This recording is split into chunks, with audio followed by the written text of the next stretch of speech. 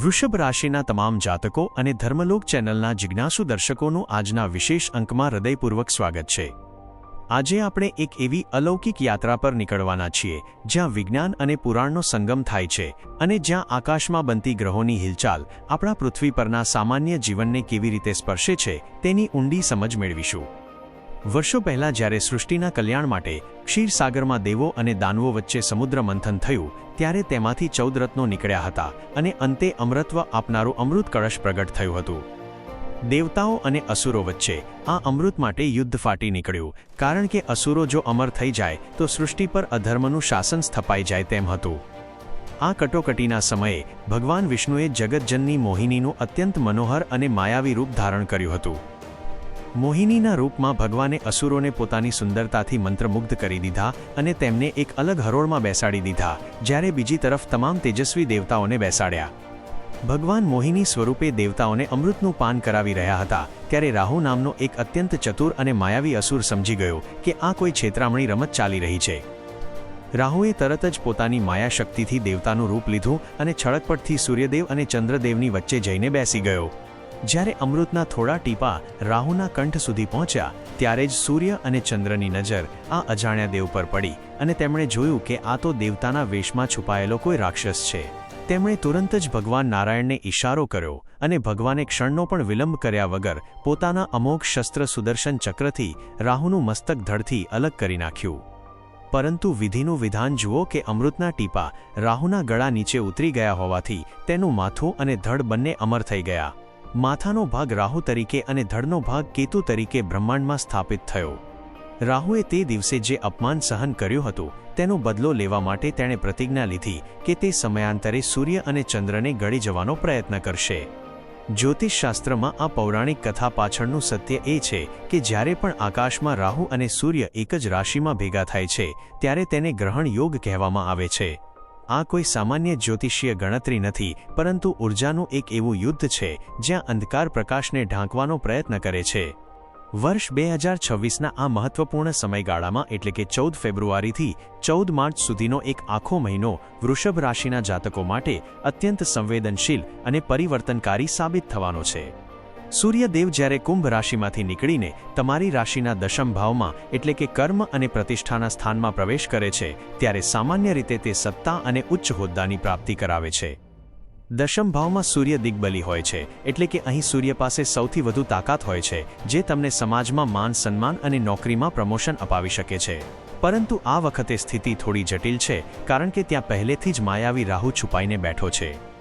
આ એક એવી પરિસ્થિતિ છે જાણે ભરપોરે સૂરજ પૂરા તેજમાં હોય અને અચાનક કાળા વાદળો અથવા ઘટ્ટ ધુમાડો તેને ઘેરી લે। આ ધુમાડો એટલે રાહુ, જે તમારી સફળતાના માર્ગમાં ધૂંધળાપણું પેદા કરશે। તમારે સમજવું પડશે કે સફળતા તમારી સામે જ ઊભી છે, પરંતુ રાહુના ભ્રમને કારણે તમે કદાચ તેને જોઈ નહીં શકો અથવા ખોટા રસ્તે ફંટાઈ જશો।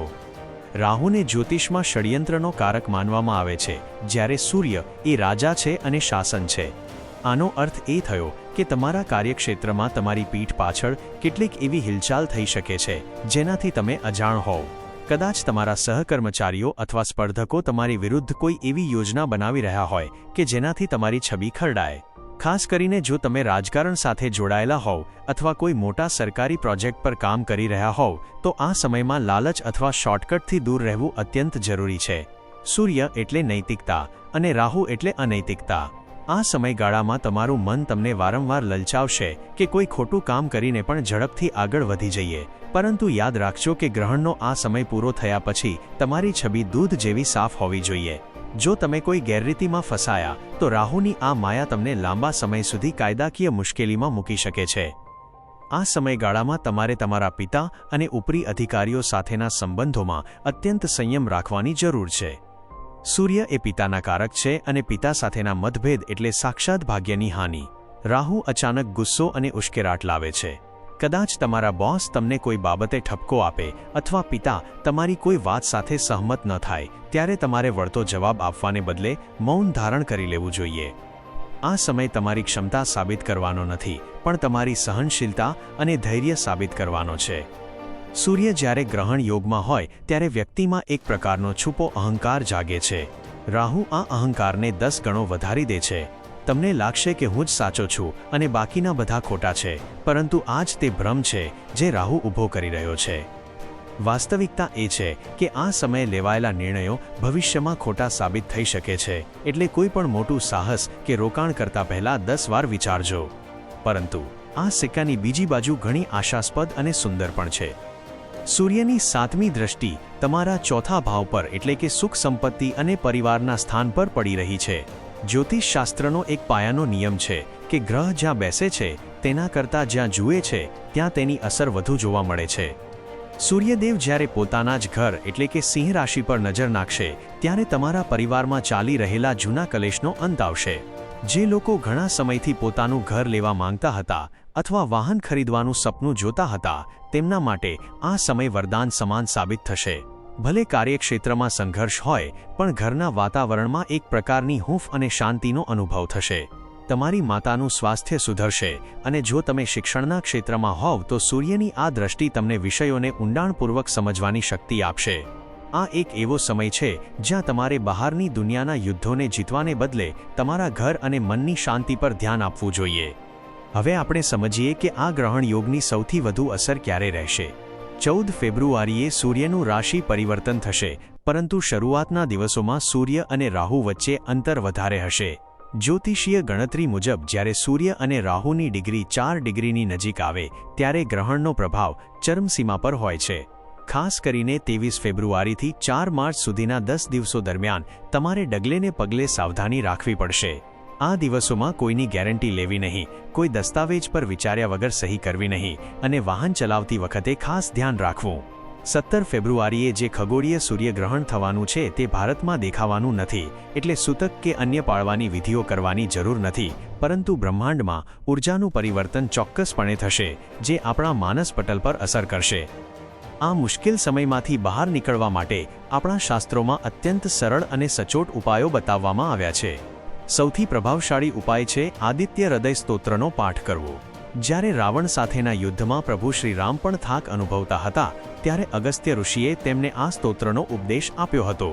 જો તમે દરરોજ સવારે સૂર્યોદય સમયે આ પાઠ કરશો તો રાહુનો કોઈ પણ ભ્રમ તમને સ્પર્શી શકશે નહીં. આ સિવાય દરરોજ સવારે તાંબાના લોટામાં શુદ્ધ જળ ભરી તેમાં લાલ ફૂલ અને થોડા અક્ષત નાખી સૂર્યદેવને અર્ઘ્ય આપો. અર્ઘ્ય આપતી વખતે ઓમ ઘૃણી સૂર્યાય નમઃ મંત્રનો જાપ કરવાથી આત્મબળમાં વધારો થાય છે. જો મંત્ર જાપ ન થઈ શકે તો ગાયત્રી મંત્રનો જાપ કરવો, કારણ કે ગાયત્રી મંત્ર સાક્ષાત સૂર્યની શક્તિ છે જે બુદ્ધિને શુદ્ધ કરે છે અને ભ્રમનો નાશ કરે છે. વ્યવહારિક ઉપાયોમાં જો જોઈએ તો દરરોજ સવારે તમારા પિતા અથવા પિતાતુલ્ય વ્યક્તિના આશીર્વાદ લો. જે વ્યક્તિના પિતા તેનાથી પ્રસન્ન હોય છે તેના જીવનમાં સૂર્ય ક્યારેય નબળો પડતો નથી.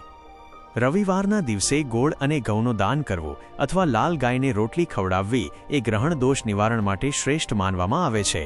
તમારા ઘરની પૂર્વ દિશાને હંમેશા સ્વચ્છ રાખો અને ત્યાં અંધારું ન રહેવા દો. જો શક્ય હોય તો પૂર્વની દિવાલ પર તાંબાનો બનેલો સૂર્યદેવનો ફોટો અથવા પ્રતીક લગાવો, જેનાથી ઘરની નકારાત્મક ઉર્જા દૂર થશે. યાદ રાખજો કે ગ્રહો આપણને ડરાવવા માટે નથી આવતા, પણ આપણને સાવધ કરવા માટે આવે છે. જો તમે આ સાવચેતી રાખશો તો આ એક મહિનો તમારા માટે આપત્તિને બદલે અવસરમાં ફેરવાઈ જશે. આ સાથે જ ધર્મલોક ચેનલનો આજનો આ વિશેષ અંક અહીં પૂર્ણ થાય છે.